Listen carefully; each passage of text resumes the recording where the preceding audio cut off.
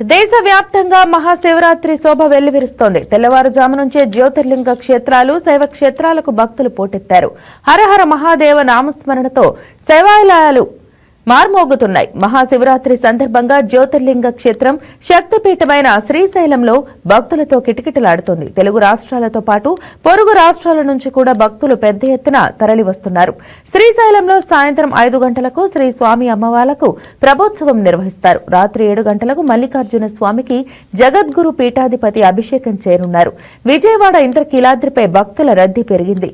దుర్గామల్లేశ్వర స్వామివార్ల దర్శనానికి భక్తులు పెద్ద ఎత్తున తరలివస్తున్నారు.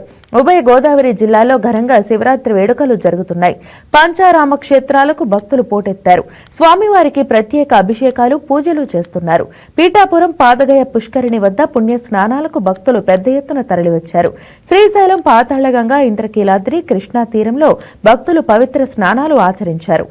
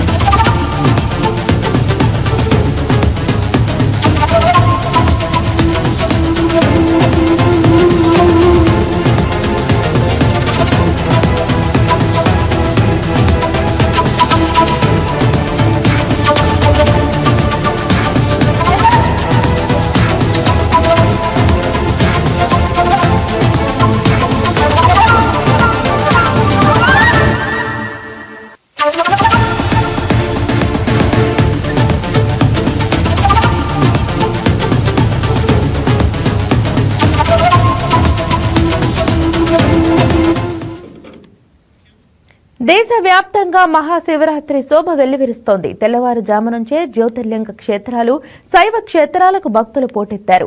హరహర మహాదేవ నామస్మరణతో శైవాలయాలు మార్మోగుతున్నాయి. మహాశివరాత్రి సందర్భంగా జ్యోతిర్లింగ క్షేత్రం శక్తిపీఠమైన శ్రీశైలంలో భక్తులతో కిటకిటలాడుతోంది. తెలుగు రాష్ట్రాలతో పాటు పొరుగు రాష్ట్రాల నుంచి కూడా భక్తులు పెద్ద ఎత్తున తరలివస్తున్నారు. శ్రీశైలంలో సాయంత్రం 5 గంటలకు శ్రీ స్వామి అమ్మవార్లకు ప్రభోత్సవం నిర్వహిస్తారు. రాత్రి 7 గంటలకు మల్లికార్జున స్వామికి జగద్గురు పీఠాధిపతి అభిషేకం చేయనున్నారు. విజయవాడ ఇంద్రకీలాద్రిపై భక్తుల రద్దీ పెరిగింది. దుర్గామల్లేశ్వర స్వామివార్ల దర్శనానికి భక్తులు పెద్ద ఎత్తున తరలివస్తున్నారు. ఉభయ గోదావరి జిల్లాల్లో ఘనంగా శివరాత్రి వేడుకలు జరుగుతున్నాయి. పంచారామ క్షేత్రాలకు భక్తులు పోటెత్తారు. స్వామివారికి ప్రత్యేక అభిషేకాలు, పూజలు చేస్తున్నారు. పీఠాపురం పాదగయ పుష్కరిణి వద్ద పుణ్య స్నానాలకు భక్తులు పెద్ద ఎత్తున తరలివచ్చారు.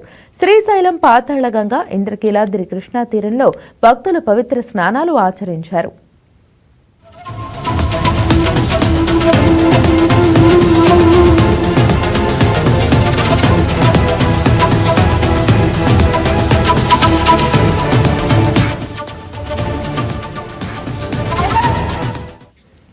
దీనిపై మరింత సమాచారం కర్నూలు నుంచి మా స్పెషల్ కరెస్పాండెంట్ మురళీకృష్ణ ఫోన్లో సమాచారం అందిస్తారు. Muralikrishna, good morning. చెప్పండి, శ్రీశైలంలో ప్రస్తుతం భక్తుల రద్దీ ఎలా ఉంది? అక్కడ ఉన్న అప్డేట్స్ తెలియజేయండి.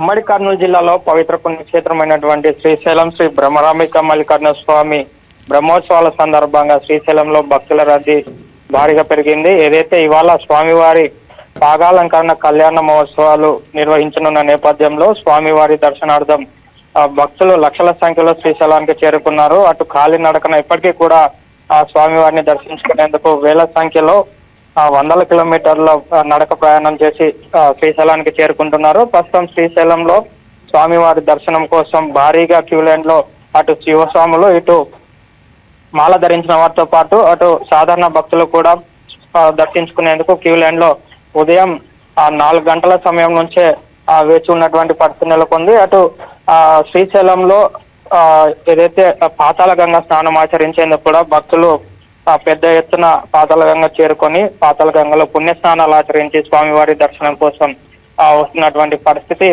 శ్రీశైలంలో నెలకొంది. ప్రస్తుతం శ్రీశైలంలో స్వామివారి దర్శనం కోసం క్యూ లైన్ లో వేచి ఉన్న భక్తులకు దాదాపు గంటన్నర సమయం పడుతున్నటువంటి పరిస్థితి నెలకొంది. స్వామివారి దర్శనం అనంతరం వచ్చినటువంటి భక్తులకు కూడా ఉచితంగా లడ్డు ప్రసాదం అందించేందుకు కూడా దేవస్థానం అధికారులు అన్ని ఏర్పాట్లు కూడా పూర్తి చేశారు.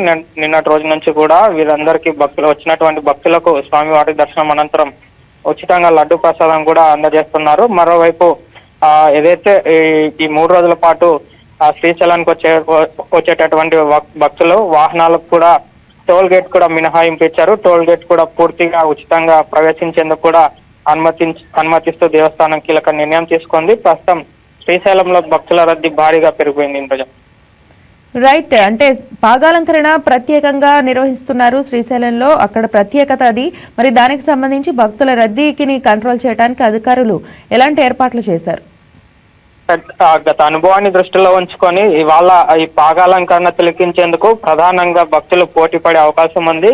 దాదాపు లక్షల సంఖ్యలో ఈ పాగాలంకరణ తిలకించేందుకు భక్తులు ఆలయానికి వచ్చి చేరుకునే అవకాశం ఉంది. కాబట్టి దీనికి సంబంధించి అధికారులు ఇప్పటికే అన్ని ఏర్పాట్లు పూర్తి చేస్తారు. పోలీసు భద్రతా బలగాలు కూడా భారీగా మోహరించున్నాయి. ఎక్కడ కూడా ఎలాంటి అవాంఛనీయ సంఘటనలు చోటు చేసుకోకుండా భక్తులు ప్రశాంత వాతావరణంలో స్వామిని దర్శించుకునే విధంగా, అదే రకంగా ఈ పాగాలంకరణ తిలకించేందుకు కూడా అటు బయట కూడా భారీగా LED స్క్రీన్లు కూడా ఏర్పాటు చేసి బయట ఉన్నటువంటి భక్తులకు కూడా ఈ పాగాలంకరణ తిలకించే విధంగా కూడా LED స్క్రీన్లు కూడా ఏర్పాటు చేస్తారు. అదే రకంగా ఈ పాగాలంకరణ చేసే సమయంలో ఆనవాయితీగా వస్తున్నటువంటి ఆచారం ప్రకారం ఈ ప్రకాశం జిల్లాకు చెందినటువంటి పృథ్వీ వెంకటేశ్వర్లు అనే కుటుంబ సభ్యులు ఈ పాగాలంకరణ చేయబోతున్నారు. అదే రకంగానే వారికి కూడా సాంప్రదాయబద్ధంగా స్వాగతం పలికి ఈ పాగాలంకరణ కార్యక్రమాన్ని చేపట్టబోతున్నారు. ముఖ్యంగా ఏదైతే రాత్రి జరగబోయే ఈ పాగాలంకరణ సందర్భంగా రాత్రి సమయంలో ఆలయం చుట్టూ ఉన్నటువంటి విద్యుత్ దీపాలన్నీ కూడా ఆర్పిన తర్వాత ఈ పాగాలంకరణ చేపట్టబోతున్నారు. అయితే ఆ పాగాలంకరణ చేసే సమయంలో కేవలం కొంతమంది మాత్రమే దేవస్థానంలో ఎంతమంది అయితే భక్తులు పడతారో అంతమందిని మాత్రమే అనుమతించి మిగతా వారిని అనుమతించకుండా ఎలాంటి అవాంఛనీయ సంఘటనలు చోటు చేసుకోకుండా చర్యలు చేపడుతున్నారు. Right, thank you Muralikrishna.